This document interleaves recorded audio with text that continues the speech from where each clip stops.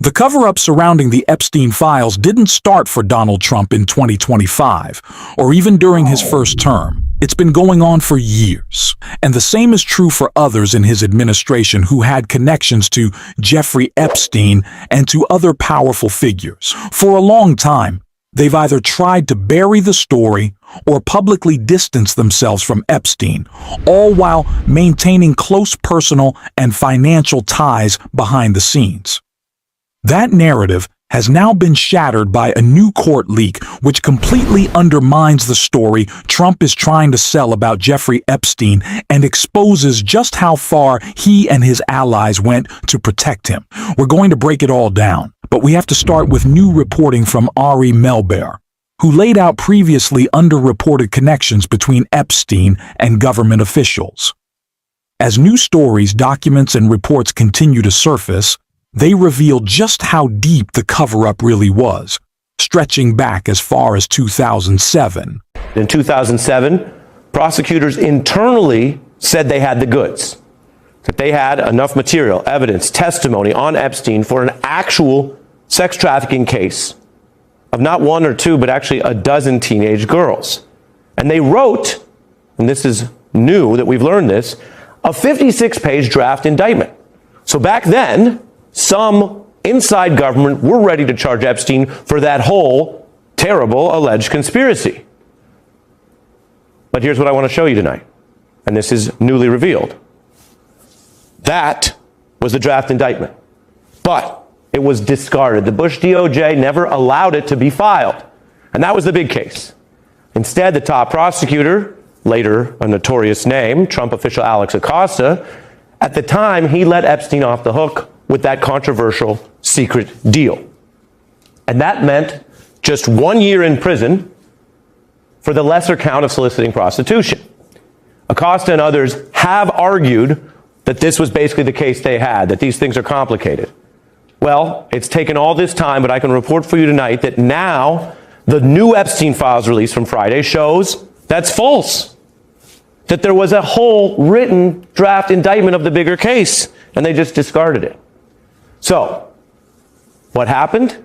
Some prosecutors had that case written up, ready to go. We've now seen it, but their bosses, this later Trump ally Acosta, or perhaps bosses in Washington, discarded it. The DOJ, since then, I should mention, has only indicted one person related to what's been documented as this sprawling conspiracy. And so I'm going to get into this because we are learning new things. For the first time, the new Friday files show the DOJ was eyeing other suspects. It's a mob-style chart. And the feds made this of Epstein's inner circle. So let's take a look at this right now as part of our special report. I just can tell you, this is a rare view inside a normally secret federal probe. You almost never see this type of thing before, during, or after a case, and the federal laws protect that. What's different here, of course, is Congress changed the laws for this particular mess of Epstein and the secrecy. So we have questions stoked here about why the feds, under first Trump and then the Biden DOJ, did not apparently pursue and indict most of these men, or the others who knew or partook in what the government also calls a broad sex trafficking ring. Which is it? A giant sex trafficking ring with someone at the center and other men involved in crimes, knowing and otherwise? Or not? And if it's not, then what were the feds doing with their chart and their leads? What are the feds doing? Who has gotten off the hook? And how is this pressure building in ways that have completely come out of control of elite institutions? We've seen people ousted, sidelined, even fired just in the last week. What has become increasingly clear, and really always was, is the immense pressure placed on anyone who might have been able to hold Jeffrey Epstein truly accountable. The obvious question is why? Was it his intelligence connections, his personal wealth, or other powerful figures who feared damaging information, dirt, whatever you want to call it, being exposed about them? There are many possible explanations, but what's undeniable is that the government's case was clear from the beginning, and that matters. Not just because it shows this was covered up by public officials from day one, but because it completely destroys any excuses made by people who continued associating with Epstein afterward. There were no excuses. They knew who he was and what he was about, before his conviction, after his conviction, and for years beyond it. You can see this clearly with figures like Elon Musk, who was friendly with Epstein in emails and now claims ignorance or misunderstanding. But one person, in particular, went far beyond that. Howard Lutnick. We've already seen reporting about his connection to Epstein through a fundraiser, but it didn't stop there. Even more damning, a cabinet secretary in Donald Trump's administration continued doing business with Epstein years after his conviction. That fact alone shatters many of the claims coming from this Trump administration, as newly surfaced documents expose just how false those narratives really are. Trump goon, who denied Epstein ties, was reportedly in business with him. U.S. Commerce Secretary Howard Lutnick didn't just cross paths with Jeffrey Epstein. He signed business deals with him for years after he said he had cut ties with the disgraced financier. Newly released documents show Lutnick and Epstein were business partners as recently as 2014, contradicting Lutnick's long-standing public claims that he severed ties with Epstein in 2005. The records first reported by CBS News show both men signing on to the same business deal in late 2012, granting each a stake in a now-defunct advertising tech company called Adfin. The signing came just days after the two met in person, according to emails included in the Epstein files. "Good morning, Howard. Jeffrey wished me to pass along the below to you. Nice seeing you," Epstein's assistant wrote to Lutnick. But the business relationship didn't end there. In January 2013, Epstein's assistant forwarded documents to Lutnick related to casino legislation in the U.S. Virgin Islands, where Epstein owned Little St. James Island. Records show further business-related correspondence connected to Adfin and the venture capital arm of Cantor Fitzgerald, where Lutnick served as chairman, and CEO continued between Epstein, his associates, and Canterlin-linked entities into at least 2014. The Epstein files also document other points of overlap. In 2017, Epstein agreed to donate $50,000 to a dinner honoring Lutnick, while privately expressing concern about the optics of his involvement. "Hope PR is okay," Epstein wrote to one of the event's organizers. All of these overlaps, including the Adfin deal, occurred years after Epstein pleaded guilty in Florida State Court in 2008, following an investigation that exposed allegations of far broader abuse. Despite that history, the newly released records show Epstein continued to maintain professional and personal access to Lutnick well into the following decade. The documents also undercut Lutnick's past public statements, distancing himself from Epstein.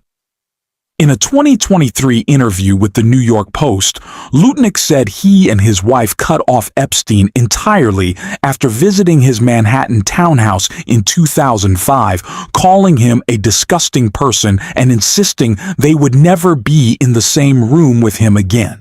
The Epstein files place Lutnick among a growing group of powerful figures who sought to distance themselves from Epstein long before his crimes became public knowledge. The paper trail, however, tells a different story. The Commerce Department did not immediately respond to the Daily Beast request for comment. I have a lot of thoughts on this, and we'll bring in Rowana shortly to talk about what comes next. But beyond the obvious hypocrisy of Howard Lutnick, these newly released business documents completely expose the lies he's been telling. We already knew about the fundraiser donation, but this shows something much deeper. These men were actively doing business together. They were meeting regularly.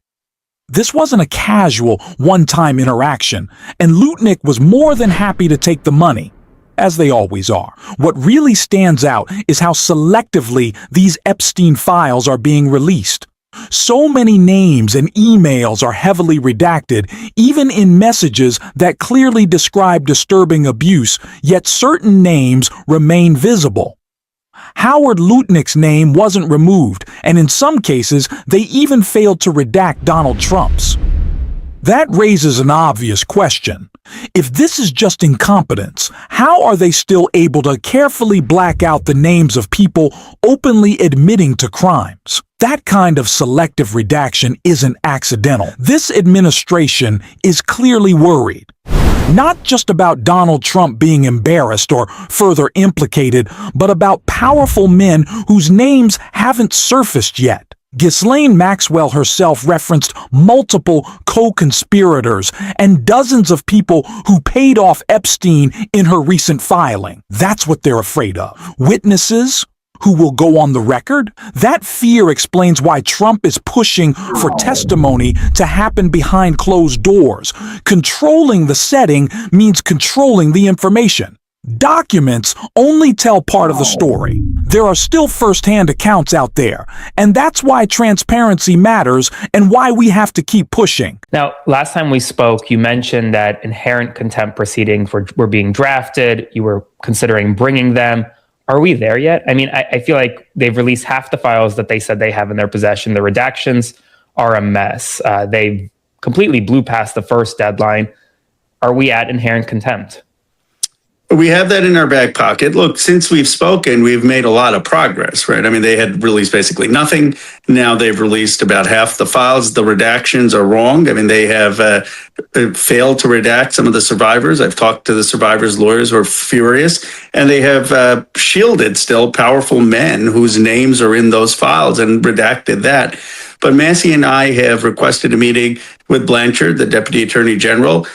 He was on one of the Sunday shows today saying he'll meet and open to that. And what we're going to do is pursue every avenue to get as much as possible while we have the contempt and impeachment drafted and ready to go. I do think that threat has really pushed the Department of Justice, in addition to our filings in court and making clear we're prepared to bring a lawsuit. So our goal is to get the files out, and we reserve the right to bring the contempt or impeachment at any moment, but that's sort of one of the final cards. And what we want to do is get as much out as possible without just using the nuclear option. Now is certainly not a time to slow up the fight for transparency. We need to be pushing now more than ever. We're going to be covering it all on this show. If you want to support that, as always, you can hit that subscribe button, leave a like on this video. If you stuck around to the end, drop a blue heart in the comments. And until next time, I will see you soon.